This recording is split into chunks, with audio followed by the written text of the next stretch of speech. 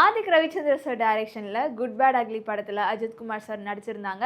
So இந்த படம் வந்துட்டு ஒரு ஹிட்டான ஒரு படம்னு கூட சொல்லலாம். ஏன்னா வந்துட்டு அஜித்குமார் சாரோட ஃபேன்ஸ் எல்லாருமே இந்த படத்தை அவ்வளோ ரசிச்சிருந்தாங்க. அண்ட் அவங்க மட்டும் இல்லாமல் இந்த படத்துக்கு ஒரு பெரிய வரவேற்பும் இருந்தது மக்கள் மத்தியில். ஸோ இந்த படத்தில் வந்துட்டு மெயினாக இளையராஜா சாரோட 3 பாடல்கள் வந்துட்டு யூஸ் பண்ணியிருந்தாங்க.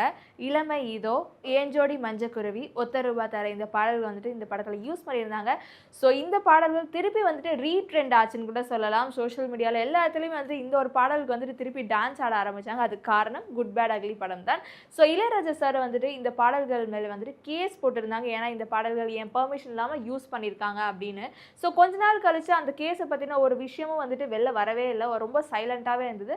ஸோ எல்லாருமே என்ன நினச்சோம், ஓகே இந்த கேஸ் வந்துட்டு சால்வ் ஆயிடுச்சு போல, ப்ராப்ளம் சால்வ் ஆயிடுச்சு அப்படின்னு நினச்சோம். பட் திருப்பி வந்துட்டு இளையராஜா சார் வந்துட்டு அந்த பாடல்கள் மேலே வந்துட்டு கேஸ் போட்டிருக்காங்க.